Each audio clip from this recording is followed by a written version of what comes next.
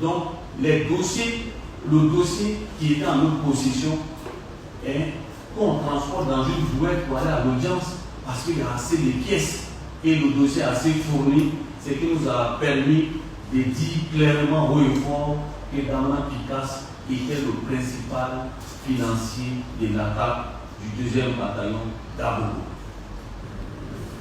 Le procureur de la République d'Abidjan, Brahim Makoné, a tenu une conférence de presse ce jour. Au cours de sa conférence de presse, il vient à la charge et il vient nous faire comprendre que Damana Picasse et tous les autres sont bel et bien coupables et responsables. Frères et sœurs, nous avons dénoncé et nous dénonçons une justice politisée. Nous le disons et on ne va pas arrêter de le dire. Une justice instrumentalisée afin d'exclure les opposants dans la course dans le jeu politique. C'est de ça qu'il s'agit. Il n'y a que les opposants en Côte d'Ivoire qui sont jugés et condamnés à 20 ans et 10 ans de prison. Nous avons vu le cas du président Gbagbo Laurent, le cas du premier ministre Guillaume Kibafori Soro et pléthore de leaders politiques. Frères et sœurs, les dossiers sont complètement et totalement vides. Mais le procureur aujourd'hui a tenu une conférence de presse. Je vous prie d'écouter ensemble les arguments du procureur contre Damana Picasse. On écoute ensemble. Merci. Cette enquête a commencé en 2021. 33 personnes ont été interpellées. Chacune de ces personnes a eu à faire des déclarations. Et à la fin, elles ont été déférées devant le procureur de la République qui a examiné le dossier et j'ai ouvert une information judiciaire. Et cette information judiciaire a été menée de concert avec les différents avocats. Et par la suite, le juge d'instruction a mis hors de cause plusieurs personnes et n'a retenu que les 5 personnes. Et la cause a été transmise au parquet général afin que cette affaire soit examinée à nouveau au niveau du 2e degré. Et c'est après l'examen de la cause au niveau du 2e degré qu'un arrêt de renvoi a été pris par la chambre d'instruction et a saisi maintenant le tribunal criminel. Ça veut dire que les éléments du dossier sont assez probants. Nous avons ici dans ce dossier un des accusés, et vous étiez là dans la salle, qui fait partie du cercle des grands combattants pour le compte de ce parti politique qu'est le FPI. Parce qu'il est militant FPI, il est militant appartenant à ce qu'on appelle les bords Babo Ourien, il est militant GPP. Et c'est lui qui a décidé de mettre fin à cette spirale des tentatives de déstabilisation en donnant le maximum d'informations sur tout ce qui s'est préparé ou tout ce qui a été préparé et toutes les attaques qui ont eu lieu déjà contre les postes de police et de gendarmerie. Alors, M. Émile Jean-Claude a donc donné les éléments qu'il avait en sa position. Et c'est pour ça que j'ai dit les charges que nous avons retenues, c'est que c'est lui, au moins, qui a rencontré personnellement M. Damana Picasse. Étant en exil au Ghana, ils se sont entretenus.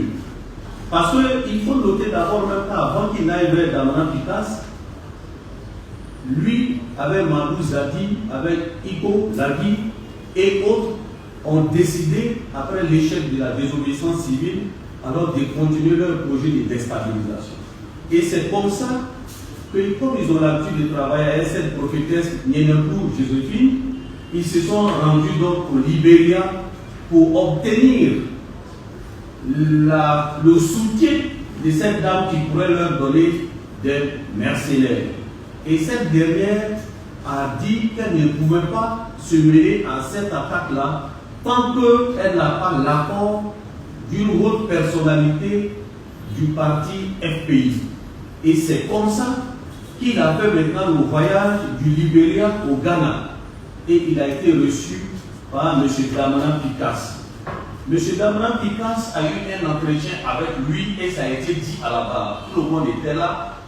Et c'est au cours de cet entretien qu'ils ont arrêté le mode opératoire, comment le financement devait être fait et comment le relais devait être établi entre lui et ceux qui doivent exécuter le projet de déstabilisation. Et c'est comme ça que M. Damran Picasse a désigné Kakri Kaza comme étant le porte-parole, son interface, c'est-à-dire son représentant pour le reste des opérations. Et c'est Kakri Kaza, Damran Picasse a dit à la barre devant vous-même et devant nous tous qu'effectivement ce monsieur existe. Il aurait pu dire qu'il ne le connaît pas. Il aurait pu dire, monsieur le procureur, je ne le connais pas. Mais il a dit honnête, il dit, je connais Kakri Kaza, c'est mon homme de confiance et il est très proche de moi. Et je l'ai dit l'autre jour, où est Kakri Kaza? Et je lui ai dit, il sert. À l'heure là, il n'est pas en Côte d'Ivoire. Et c'est Kakri Kaza qui a assuré le relais entre Eni Jean-Claude, les mercenaires, Madou Zabidio, pour mener les opérations. En fait, l'objectif n'était pas seulement, c'est pas l'attaque du deuxième bataillon d'Abobo qui allait renverser le régime, non. C'était pour pouvoir s'approvisionner en armes. Parce que ce qui était préparé, c'est qu'ils avaient déjà infiltré le camp. Ils avaient un interlocuteur qui leur avait donné toute l'assurance. Et c'est comme ça que malgré un nombre insuffisant, parce que tous les autres Libériens qui avaient été convoyés à Yopougon n'étaient pas sur le terrain, mais avec l'assurance qui a été donnée par le militaire qui a accompagné à la barre et qui l'a confirmé, et qui leur avait donné l'assurance qu'il a convoqué beaucoup d'autres militaires qui sont prêts pour les soutenir. Donc dès les premiers coups de feu, ils allaient réagir pour neutraliser les autres, et puis ils allaient prendre possession de la poudrière, ça allait leur permettre d'avoir des armes. Mais malheureusement pour eux, ces militaires ont joué le jeu. Et c'est pour ça qu'ils ont engagé les premiers coups de feu. Malheureusement, la réponse a été fatale pour eux immédiatement et ils ne s'attendaient pas à ça. C'est pour ça qu'il y a eu cette déroute. Alors, pour revenir clairement à votre question, M. Damran Picasse a été cité par l'un des accusés qui est dans le milieu, dans le dispositif même de la lutte et dans les différents dossiers d'action subversive comme étant le financier. Mais attendez, pourquoi il va mettre en cause une personne innocente et puis lui-même il va s'accuser? C'est incongru. Donc, le premier élément de réponse, c'est qu'il a été cité et il allait encore plus loin pour nous qui avons lu tout le dossier durant des semaines et des semaines. Mais il a dit que M. Damran va dire qu'il était en exil, il vivait que des dons. Mais il dit, Monsieur le Président, ce n'est pas vrai. Il était approvisionné par le ministre Kodé Katina. Voilà. Et nous savons tout ce qui s'est passé au moment où Katina partait en exil au Ghana. Il a dit, et ça est dans le dossier, je n'invente pas. Alors donc, les éléments du dossier sont assez probants qui attestent que M. Damran Picasse était le financier. Et puis mieux, M. Damran Picasse a été cité dans plusieurs dossiers de déstabilisation de la Côte d'Ivoire. Mais on ne l'a pas poursuivi là-bas parce qu'on n'avait pas les éléments que nous trouvons assez probants. Mais ici, nous avons estimé qu'il y avait assez de détails qui nous permettaient de l'interpeller, de l'inculper, de le renvoyer devant le tribunal criminel, et nous sommes fiers que le tribunal soit rentré dans une voie de condamnation. Quand vous dites que les avocats disent que c'est un procès politique, mais ça c'est des sons auxquels nous sommes habitués. Je l'ai dit le jour où j'ai pris mes réquisitions. J'ai dit tout à l'heure, les contradicteurs vous diront que le dossier est vide. S'ils ne disent pas que le dossier est vide, ils vous diront que c'est un procès politique. Ici, les faits sont têtus. Les avocats ne pouvaient pas rentrer à l'intérieur des faits. Ils sont obligés de s'accrocher à cette phrase que tous les avocats, lorsqu'ils n'ont pas d'autres arguments, essaient de brandir pour dire que c'est un procès politique. Non, je voudrais que ce soit noté. de façon claire et définitive que nous n'avons pas poursuivi M. Damanan Pitas en raison de sa qualité d'homme politique. Non! Damanan Pitas a été poursuivi en raison des faits qui sont particulièrement graves qui lui sont reprochés. Donc ce n'est pas sa qualité d'homme politique. En plus, est-ce que la qualité d'homme politique constitue une immunité? Non!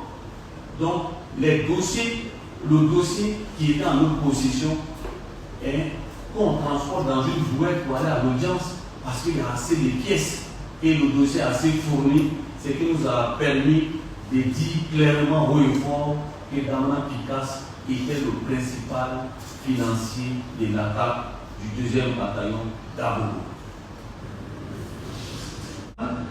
M. Damanan Pitas, Iko l'a dit, oui, c'est ça, à 20 ans d'emprisonnement, à 10 ans d'emprisonnement ferme, ainsi que 3 Justin, naturellement. Mais quand vous dites pourquoi on n'a pas décerné le mandat de dépôt, mais une décision, et nous on leur dit déjà hier qu'ils exercent le droit de recours. Mais l'exécution de la décision appartient. Je suis respectueux de la décision. Ils vont exercer le droit de recours. Moi aussi, j'apprécie.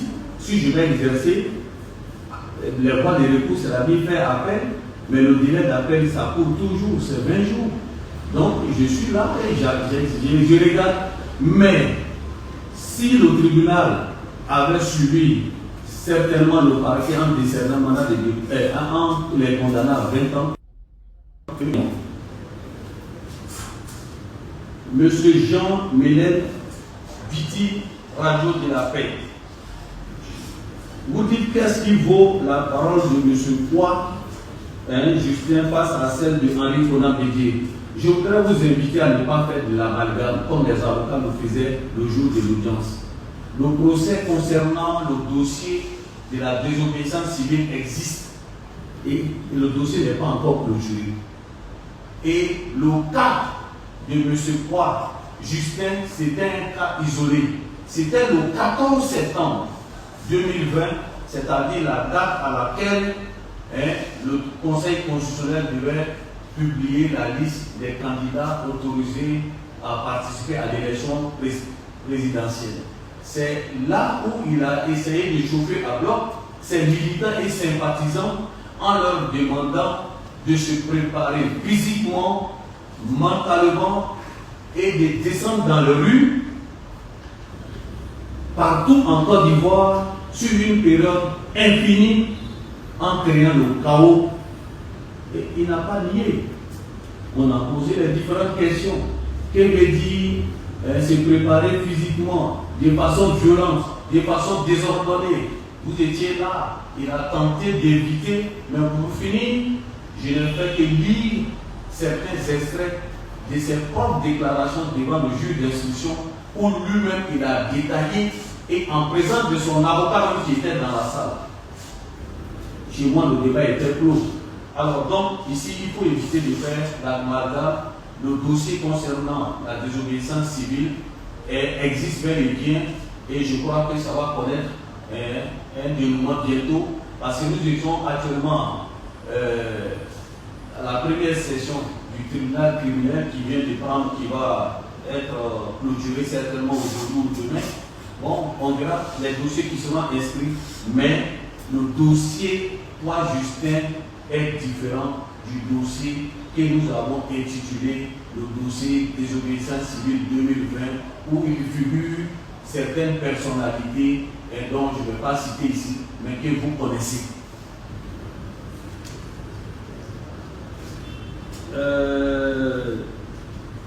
Nous avons M.